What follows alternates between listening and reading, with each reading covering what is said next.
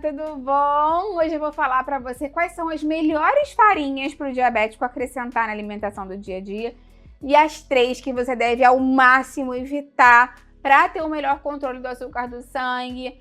Claro que a gente usa farinha no dia a dia, né, para fazer pãozinho, para fazer bolo, para fazer panqueca, para engrossar alguma receita, biscoitinho. E é importante saber as melhores opções, então você vai adorar esse vídeo. Fica aí até o final que você não vai querer perder. Antes de começar, quero te perguntar se você tem diabetes ou se é alguém da sua família e qual é o tipo de farinha que vocês mais usam aí na sua casa. Eu vou adorar ver o seu comentário. Lembra que eu tenho uma playlist aqui de tudo sobre diabetes, com dica para quem tem diabetes e pré-diabetes. E vou deixar aqui embaixo na descrição para te ajudar. Quando a gente pensa em farinha, a gente às vezes até esquece do quanto a gente utiliza no dia a dia, né? A gente fala assim pra mim, mas eu não costumo comer tanta farinha assim no dia a dia. Mas faz um bolo, faz um biscoito, foi quando eu falei, né? Engrossa um preparado, um molho, faz um biscoitinho. E é importante que a gente saiba as melhores opções. Então eu deixei as 3 piores no fim, né? Pra você não consumir. Vamos começar falando das farinhas que são boas, que a gente deve acrescentar no dia a dia. Primeiro tipo de farinha que você pode acrescentar, que vai te ajudar a controlar o açúcar do sangue, manter a saciedade, são as farinhas de oleaginosas, ou seja, pode ser de amêndoas ou pode ser o amendoim moído, que é mais econômico, é uma versão muito semelhante em ponto de vista nutricional e de equilíbrio do açúcar do sangue do que a farinha de amêndoa, que é mais caro. Então você pode basicamente pegar o amendoim, moer ele no processador, no liquidificador e utilizar em qualquer receita que esteja escrito farinha de amêndoa, tá? Vai dar certo da mesma forma.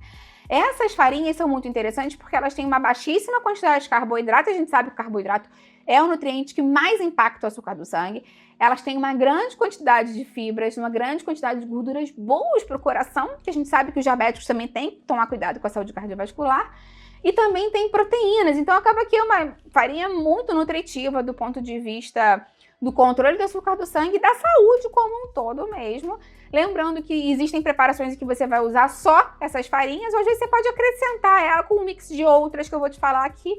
Às vezes você não precisa usar só farinha de amêndoa ou só farinha de amendoim para fazer um bolo, por exemplo, você pode fazer um mix. Então lembra que eu tenho aqui no canal uma playlist de receitas com farinha de amêndoa e de amendoim, né, que eu botei tudo lá porque elas são intercambiáveis, como eu te falei. E vou deixar essa playlist aqui embaixo na descrição. Lembrando que se você quer ajuda para controlar o diabetes, com cardápios, receitas e dicas, eu tenho um material muito legal que eu preparei. Vou deixar o link para ele aqui embaixo na descrição. E outros materiais também para ajudar a emagrecer e para diminuir a inflamação. Vou deixar o link para isso tudo aqui embaixo na descrição para você. Segundo tipo de farinha que os diabéticos ou quem vive com diabetes, pré-diabetes, pode acrescentar no dia a dia é farinha de linhaça ou de chia, porque elas são primas também, mais ou menos que nem amendoim com a amêndoa. A linhaça é muito parecida com a chia e elas têm um perfil que é muito interessante. Elas acabam sendo até mais econômicas, né, do que a de amêndoa, então são bem versáteis. A linhaça às vezes tem um sabor que as pessoas reclamam, mas aí lembra que o ideal é que você moa ou processe a linhaça antes de usar para não ficar com aquele gosto de sabão rançoso, sabe? Porque isso está querendo dizer que a gordura foi oxidada. Isso não é bom.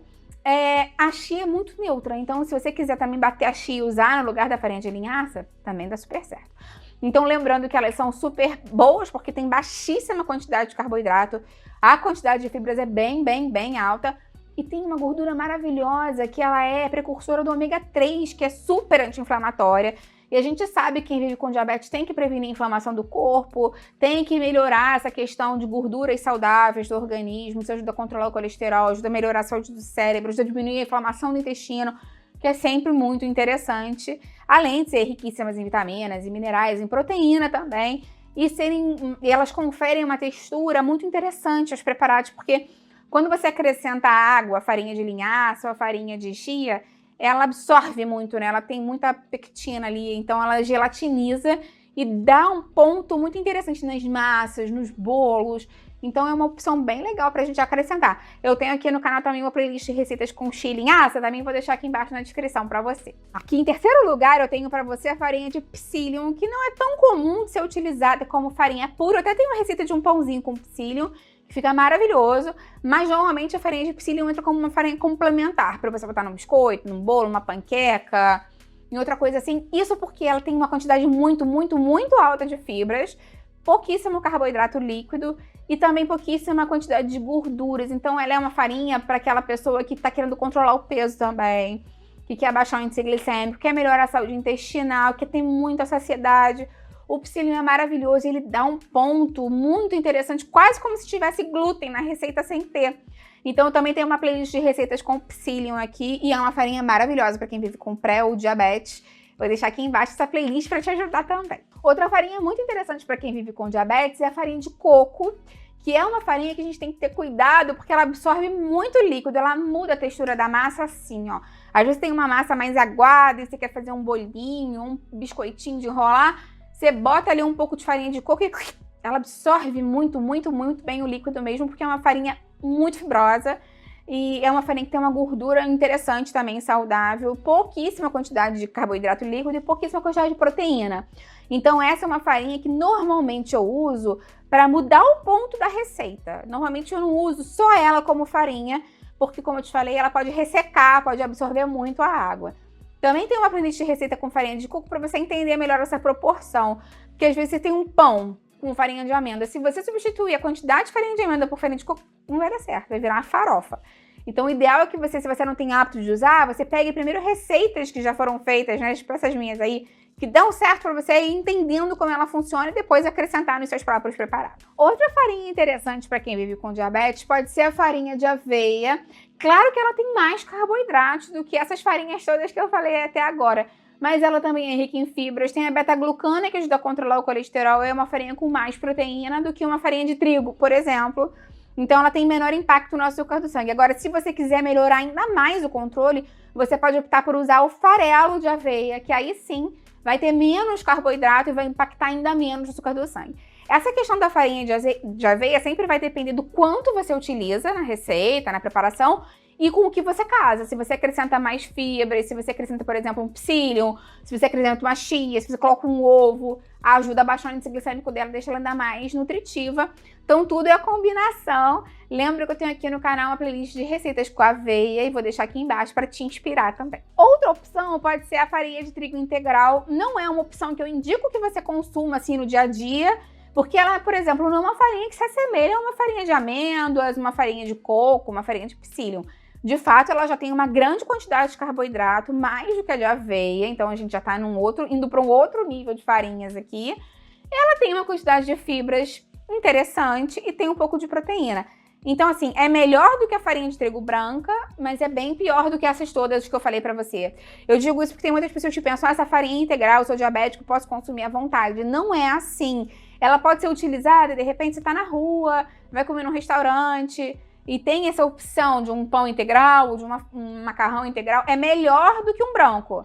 Mas não é uma farinha que eu indico que você utilize no dia a dia, porque ela ainda assim impacta muito no açúcar do sangue. Vamos falar agora de 3 farinhas que de fato você não deve consumir se você vive com diabetes ou pré-diabetes, porque vai aumentar o açúcar do sangue. Primeira delas é a farinha de arroz, o amido de milho, né, aquele maizena, ou a farinha de trigo branca. Todas essas 3 são muito ricas em carboidrato, tem quase nada de fibras, nada de proteína e nada de gorduras, ou seja, é carboidrato puro e isso se converte rapidamente em glicose e vai rapidinho para o seu sangue. Então, como elas não tem nada para lentificar ali, não tem fibra, não tem proteína, não tem gordura boa, todo esse carboidrato, que já é muito proporcionalmente, passa bem rápido do seu estômago, para o intestino, vira glicose e rapidinho entra na corrente sanguínea como se fosse açúcar. Então o impacto é muito grande e eu não indico que as pessoas que vivam com diabetes consumam essas farinhas no dia a dia. Claro que às vezes numa situação específica, você está na casa de alguém, não tem o que fazer. Nesses casos, lembra sempre de acrescentar bastante fibra essa refeição, então salada, se você puder comer um psyllium junto, uma chia, uma linhaça, para tentar baixar o índice glicêmico e lembra de controlar a quantidade, porque a quantidade de carboidrato proporcional ali já é bem exagerada. Me conta aqui embaixo, então, se uma dessas farinhas te surpreendeu, qual dessas você vai passar a consumir ou vai deixar de consumir. Eu vou adorar ver o seu comentário, lembra de deixar curtir no vídeo, que isso me ajuda muito, e compartilha com quem vai gostar, com quem precisa. Vamos juntos ampliar essa corrente do bem, é isso que eu quero aqui com o canal. Até a próxima, tchau, tchau!